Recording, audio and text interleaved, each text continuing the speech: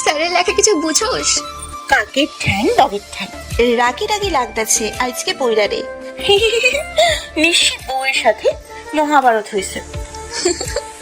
ক্লাসে ফিস ফিস আওয়াজ শুনে প্রফেসরদের সবাইকে এক ধমক ইয়ার সবার মুখ একরাশ বিরক্তি নিয়ে লেখা শুরু করে। তবে ক্লাস টাইম বেশি একটা যেতে না যেতেই অনিল এসে সোজা সিয়ার ক্লাসরুমে ঢুকে পড়ে। অনিলকে দেখে ক্লাসের সবাই দাঁড়িয়ে পড়ে। প্রফেসর নিজেও থমকে যায় অনিলকে দেখে, কিন্তু এদিকে সিয়া এক মনে লিখে গেছে। তাকে দেখে অনু সিয়াকে কোনো দিয়ে ধাক্কা দেয়।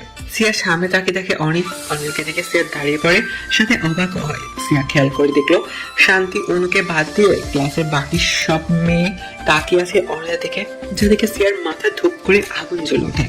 অনিলকে দেখে প্রফেসর এগিয়ে যায়। আরে অর্নিল স্যার যে, আসুন আসুন, আপনি এখানে? আপনি আসবেন তা আগে বলতেন, আমরা সবাই অ্যারেঞ্জমেন্ট করে রাখতাম। না না, ইটস ওকে, আমি এখানে একজনকে নিতে এসেছি আসলে।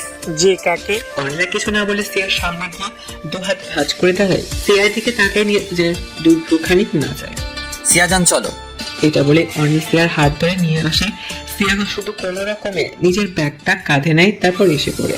সবাই অবাক হয়ে এক মনে তাকিয়েছিল তাদের দিকে। অনিল তার টের পেয়ে আবার তার পেছনে ঘুরে তাকায়। সবার উদ্দেশ্যে কিছুটা জোরে চিল্লিয়ে বলে ওঠে, হোয়াট? যার যার কাজ করুন সবাই। অনিল এই বলে চলে যেতেই সবাই দ্রুত নিজের সিটে বসে পড়ে। তখন আবার ক্লাসে মনোযোগ দেয়। অনিল সিয়াকে নিয়ে বাইরে এসে পড়ে। অনিল হয়েছে কি? আপনি এইভাবে নিয়ে এলেন কেন? ক্লাস করতে হবে না, আমাকে টাইম দাও তাহলেই হবে। সিয়া এবার দাঁড়িয়ে পড়ে। অনিল ঘুরে তার দিকে তাকায়। কি? চলো। এটা কোনো কথা? তাই বলে আপনি আমাকে ক্লাস থেকে সোজা নিয়ে এসে পড়বেন? তা না হলে কি তুমি নিজে উড়ে উড়ে আসতে? সিয়াকে আর কিছু বলার সুযোগ না দিয়ে অনিল তাকে নিয়ে এসে পড়ে। কি আর এখন অনিল শুধু সিয়ার দিকে ঘুরবে। তবে ওদিকে দোলা বাইরে কাজ করছিল, তখন তার নজর যায় বাইরে থাকা আউট ক্যামেরার দিকে, অর্থাৎ বাড়ি কখন কে যাচ্ছে কোথায় যাচ্ছে সব দেখা যায়। দোলা কিছু একটা মনে করে সেই ক্যামেরা চেক করতে থাকে। দোলা সব রেকর্ড চেক করে দেখে গত রাতে ফুটেজ চেক করতে দোলার কপালে চিন্তার ভাঁজ পড়ে। রাত 12টা খানিক পরে সিয়া বাইরে গিয়েছিল, আর যখন আসে তখন 1:47 মতো, মানে এই সময়টুকু সিয়া বাইরে ছিল। তবে যে দোলা সিয়ার রুমে গিয়ে তাকে দেখে সে কে ছিল, বাকি চাদরের নিচে কোনো কিছু দেওয়া ছিল, আর সিয়া বাইরে এতক্ষণ কার সাথে ছিল, কোথায় ছিল। এই চিন্তা ভাবনাগুলো যেন দোলার মাথায় এসে ভর করে। দোলা ঠিক করে যায় আজ সবকিছু সোজা সাপটা সিয়ার মুখ থেকে শুনবে। দোলা ভেতরে চলে যায়। কয়েক ঘন্টা পর যখন সিয়া বাসায় আসে, তখন হল রুমে যেতেই তাকে টেবিলের উপর একটা পিঙ্ক কালারের গিফট র্যাপার মোড়ানো, যা দেখে সিয়া খুশিতে গদগদ হয়ে যায়। সিয়া দ্রুত গিয়ে সেটা খুলতে ব্যস্ত হয়ে পড়ে, আর খুলে দেখে সিয়ার ছোট্টবেলার সব ছবিগুলো এক ফ্রেমে বন্দি করে। অনেক সুন্দর একটা ফ্রেম, যাদের মাঝে সিয়া আর তার মায়ের একটা ছবি, অনেক কিউট। এটা দেখে কেন জানি সিয়ার চোখ তীরটা হালকা ভিজে ওঠে। তখন দোলা আসে। থ্যাংক ইউ মা। আচ্ছা শোন না, শিয়া তোকে কিছু জিজ্ঞেস করার আছে আমার, প্লিজ সব সত্যি সত্যি বলিস। কি যে বলো না মা, অবশ্যই বলবো, তুমি জিজ্ঞেস তো করো। দোলা সিয়াকে নিজের পাশে বসে খুব শান্তভাবে জিজ্ঞেস করে, শিয়ামা, তোর জীবনে কি কেউ আছে? মানে তুই কি কাউকে ভালোবাসিস? হ্যাঁ। কাকে? অর্নিলকে। সিয়া এবার দোলার চোখে নিজের চোখ রাখে, যা সত্যি তাই বলছে সে। এখন জানি না কি হবে। সিয়া ঘামটি মেরে বসেছিল। সে তো অনিলের কথা দোলাকে বলে দিয়েছে, না জানি কি হয়। সিয়া তার মাথা তুলে সামনে তাকায়। দোলা তার চোখের চশমাটা ঠিক করে এক গম্ভীর মুখ করে বসে আছে। আব্বা মা। কবে থেকে তোরা দুজন একসাথে আছিস? বেশ কিছুদিন হলো। আমাকে জানাসনি কেন তুই? না মানে আমি ভেবেছি পরে জানানো যাবে তাই। কাল রাতে অর্নিলের কাছে গিয়েছিলি তুই?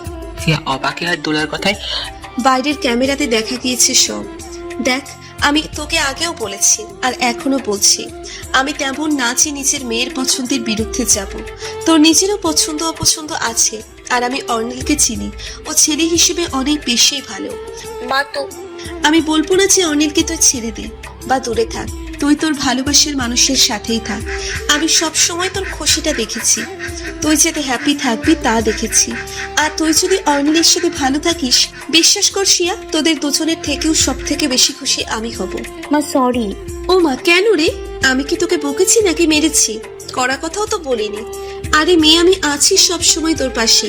তুই কি ভেবেছিলি আমি কষাইয়ের মতো বলবো যে আমি বেঁচে থাকতে তোরা দুজন এক হতে পারবি না? দোলার কথায় সিয়া আর দোলা বেশ জোরে হেসে দেয়। আচ্ছা অর্নিলকে একদিন বাসায় নিয়ে আয় না। এমনি কি কম আসে নাকি? কি? না না, কিছু না।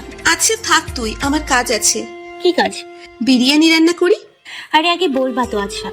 দোলা রান্নাঘরে চলে যায় আর সিয়া তার রুমে। সিয়া রুমে এসে আগে জোরে জোরে কয়েক দম নেয়। দোলা যখন বলেছিল কাউকে ভালোবাসিস কিনা, সিয়া যেন আন্তরাতে কেঁপে উঠেছিল, কিন্তু এখন গিয়ে মনে শান্তি এসেছে। সিয়া অনিলকে ফোন করে আর অনিল তখন রাগে লাল হয়ে অফিসে তার কেবিনে বসেছিল, কারণ হাত থেকে একটা ডিল ক্যান্সেল হয়ে গিয়েছে। হ্যালো, অনলি জানেন আজকে কি হয়েছে? কি? আম্মু সব জেনে গিয়েছে। আরো ভালো। ভালো মানে? মানে আমার মা জেনে গিয়েছে আপনার আর আমার ব্যাপারটা। আপনার চিন্তা হচ্ছে না? আরে আজব চিন্তা হওয়ার কি আছে? হবু শাশুড়ি আমার আজ হোক কাল হোক জানবেই। যেটা পরে জানতো সেটা দুদিন আগে জেনে গিয়েছে, তাতে ক্ষতি কি? বাহ, এত চিলমুট। এটাই বলার জন্য ফোন করেছিলে? হ্যাঁ, আর কি? হুম, আচ্ছা কিছু কি হয়েছে? একটা ডিল ক্যান্সেল হয়ে গিয়েছে। আরে তো কি হয়েছে? আবার আসবে? হুম, এখন রাখি। আমি বিয়ে করব। কি? হ্যাঁ, আর এখন তো কোনো কথাই রইলো না। তোমার মা জেনে গেছে, সে রাজি, আমি আর তুমি রাজি, ব্যাস আর কি লাগে? অর্নিল, এই কেমন কথা? আপনারও ফ্যামিলি আছে, আপনার বাবা উনি থাকা না থাকা সমান। অর্নিল প্লিজ, বাবা হয় উনি আপনার, এবার তো সবকিছু ঠিক করুন। ঠিক? কি ঠিক করব আমি, যেখানে কোনো কিছুই আর আগের মতো হবেই না? সিয়া, ওই লোকটার জন্য আমার মা মরে গেছে। মা সবসময় বলতো এসব পলিটিক্স বাদ দাও বাদ দাও। উনি দেননি। আমার বাবার টাকার কখনোই কোনো কমতি ছিল না। উনি চাইলে নিজের একটা বিজনেস স্টার্ট করতে পারতেন, বাট উনি পাবলিসিটি পাওয়ার এসবের নিচে দমে গিয়েছিলেন। মারামারি, জেল জরিমানা, এগুলো তার নিত্যদিনের অভ্যাস ছিল। এমনকি ঠিক কত শতবার মা আর আমার উপর যে জানে মেরে ফেলার হুমকি এসেছে তার হিসেব নেই। কিন্তু হিসেবটা একদিন পাক্কা হয়ে গেল। বাবা বাসায় ছিল না, আমি ছিলাম স্কুলে। বাবার সাথে যাদের নেশারেশি ছিল তারা এসে বিনা বাক্যে চাকু দিয়ে মাকে মেরে ফেলে। আমাদের বাসায় যে কাজ করে রামু কাকা, তুমি জানো ওই লোকটা আমার বাবার থেকেও বেশি আমার ক্লোজ।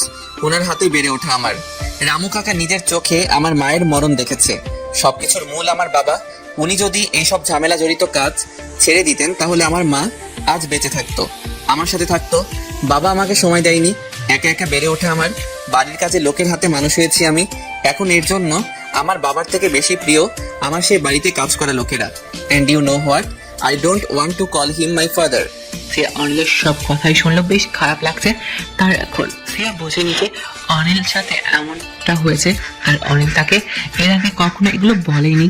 কিন্তু এখন আমি ঠিক আছি, কারণ এখন আমার কাছে তুমি আছো। আর আমি যদি কখনো চলে যাই তাহলে? চলে যাওয়ার কথাই আসে না, কারণ চলে যেতে আমি দিবই না। এটাকে তুমি আমার জেদ বলো বা পাগলামি, যা ইচ্ছে। হুম। আচ্ছা অর্নিল, আপনার অফিসটা যেন কোথায়? Matron road 22। আচ্ছা, কেন? কিছু না, রাখলাম। আচ্ছা। সিয়া ফোন কেটে দিয়ে আবার নিচে রান্নাঘরে চলে যায়, আর রান্নাঘরে যেতে বিরিয়ানির গন্ধে যেন সব সেখানে মমা করতে লাগলো। আহা কি গন্ধ! আম্মু, হ্যাঁ। বিরিয়ানি হলে আমাকে সুন্দর করে একটা বক্সে ভরে দাও। কেন? না মানে বাইরে যাব। সোজা কথা বলো না যে অনিলের কাছে যাবা। দুনিয়াতে এমন প্রথম মা হবে যে কিনা এমন একটা বিষয় এত নর্মাল থাকছে। আমি তো তোর কাছে ট্রিট চাইতাম। কি হয় রে? আচ্ছা তুই বস, আমি প্যাক করে দিচ্ছি। আচ্ছা। সিয়া গিয়ে সোফাতে বসে পড়ে, তখন তার নানি এসে হাতে একটা বক্স মেডিসিন নিয়ে। সিয়া, বুড়ি, এই দেখ তো আমার ওষুধ কোনগুলো, বের করে দে দেখি। বুড়ি দাও। সিয়া মেডিসিনগুলো এক এক করে বের করে তার নানিকে খাইয়ে দেয়। তারপর সময় পর দোলা হাতে একটা বড় সড়ো বক্স আনে, তাতে বিরিয়ানি ভরা ছিল। সিয়া দেখে দাঁড়িয়ে পড়ে সিয়ার হাতে বিরিয়ানি দিতে দোলা বলে ওঠে, শিয়া শোন মা, বলো। অনিলকে বলিস একদিন তার ফ্যামিলিকে নিয়ে আমাদের বাসায় আসতে, বা যাই হোক একদিন সবাই মিলে একটা ফ্যামিলি গেট টুগেদার রাখলে কেমন হয়। অনিলের সাথে তুই কথা বলে দেখিস। আচ্ছা। এই বলে সিয়া বের হয়ে পড়ে, সাথে স্কেটও নিয়ে বের হয়েছে। অনিল যেই রোডে বলল সেখানে যেতে প্রায় 40 মিনিট লেগে গিয়েছে। তার উপরে কড়া রোদ। সিয়ার কেন যেন এখন নিজেকে একটা ডেলিভারি বয় ডেলিভারি গার্ল মনে হচ্ছে। নিজের হুলিয়াটা তেমনই, ব্যাগ মাথায়, হেলমেট হাতে, খাবার, পুরো ডেলিভারি ওয়ালি। মেইন রোডে গিয়ে থেমে সিয়ার নজর করে একটা বড় সড়ো লেখা ACA আবরার চৌধুরী অনিল গ্রুপ। সিয়া বুঝে গেল যে এটাই, যে স্কুটিটা পার করে ভেতরে চলে গেল। সিয়াকে কেউ আটকানি বা কেউ কিছু বলেনি, কারণ সবাই চেনে। ইনফ্যাক্ট একটা গার্ড এগিয়ে এসে সিয়াকে নিয়ে আসে। সিয়াকে নিয়ে অনিলের কেবিনে চলে যায়। অনিল তার কেবিনে কিছু লোকের সাথে কথা বলছিল। অনিলের কেবিনের বাইরে গার্ডকে দেখে ভেতরের লোকজনকে বাইরে যেতে বললো। তার উঠে চলে আসে। তাদের যেতে অনিল কড়া গলায় বলে, কি হয়েছে? সবকিছু ঠিক আছে তো? আর কে এসেছে? তারপর গার্ড চলে যায় আর সিয়া ভেতরে আসে। সিয়াকে দেখে অনিল অবাক, উঠে যায়। সিয়া গিয়ে টেবিলের উপর হাত থেকে বক্সটা রাখতেই হাঁপাতে লাগে। অনিল কিছু বোঝে না, টিস্যু নিয়ে এগিয়ে সিয়ার গাল কপাল মুছে দেয়। তুমি এখানে? মা বাসায় বিরিয়ানি রান্না করেছো তো, ভাবলাম যে আপনার জন্য নিয়ে যাই, তাই নিয়ে আসলাম। সিয়ার কথায় অনিল তাকিয়ে থাকে। আরে কি ভাববে, তাকিয়ে আছেন কেন? ডেল? আমাকে দেখতে ডেলিভারি গার্লের মতো লাগছে আমি জানি। এই একদম ভ্যাটকাবেন না। অনিল বসে পড়ে আর সিয়ার হাত ধরে নিজের কোলে বসিয়ে দেয়। কি করছেন এসব? শাশুড়ির হাতের বিরিয়ানি এনেছো, ভালো কথা, কিন্তু খাইয়ে কে দিবে? আমি পারবো না, খাইয়ে দাও। আচ্ছা দিচ্ছি। সিয়া অনিলকে মুখে তুলে খাই দিচ্ছে আর অনিল খাচ্ছে। আচ্ছা, তুমি কি দিয়ে এখানে এসেছো? স্কুটি দিয়ে। অনিল কিছুটা হেসে দেয়। ওই যে তোমার খাটারা স্কুটি দিয়ে একদিন যে আমার গাড়ির সামনে এসে পড়লো, ওইটা? অনিলের কথা সে সরু দৃষ্টিতে তার দিকে তাকায় আর অনিলেরও মনে হলো যে সে সবে মাত্র কি বলেছে। অনিল কিছুটা গলা খাঁকড়ে দেয়, তারপর আবার স্বাভাবিক হওয়ার ট্রাই করে। সে আবার ইচ্ছে করে বিরিয়ানির লোকমাটা একটা আস্ত মোটা কাঁচামরিচ ঢুকে দেয়, যা অনিল দেখেনি। সে মিটিমিটি হেসে সেই লোকমাটা অনিলের মুখে পুড়ে দেয়। কয়েক কামড় দিয়ে অনিল ফট করে সিয়ার দিকে তাকায়। অনিলের খাওয়া বন্ধ হয়ে গেছে, তবুও খুব কষ্টে লোকমাটা গিলে ফেলে। সিয়া আবার জোরে হেসে দিয়ে অনিলের কাছ থেকে সরে আসে, মুখে হাত দিয়ে হাসলে। আর অনিল উঠে তার জ্যাকেটের হাতাটা ফোল্ড করে ঢকঢক করে পানি খেয়ে নেয়। চোখ আর নাকের ডগাটা লাল টকটকে হয়ে গেছে, একদম ঝালে নাজেহাল অবস্থা। সিয়া জানে যে অনিল ঝাল তেমন একটা খায় না, তাই ইচ্ছে করেই মরিচ দিয়েছে। অনিল তো ঝাড়ে মরে মরে দশা, আর এদিকে সিয়া মুখ টিপে হাসছে। ভালো হয়েছে, আমার স্কুটি নাকি খাটার। নিজে ভালোভাবে গাড়ি চালাতে পারে না আর বলে আমার স্কুটি খাটে। ভালো হয়েছে। সিয়া গিয়ে তার হাতটা ধুয়ে ফেলে। অনিলের কাছে আসতে দেখে অনিল ঝাল কমেনি, আরো মনে হয় বেড়ে গেছে। চোখ দিয়ে পানি বের হয়ে গেছে। অনিল বুঝে যে সিয়া ইচ্ছে করে তাকে ঝাল খাইয়ে দিয়েছে। এবার অনিল আর না পেয়ে সিয়াকে এক টান দিয়ে নিজের সাথে লাগিয়ে নেয়।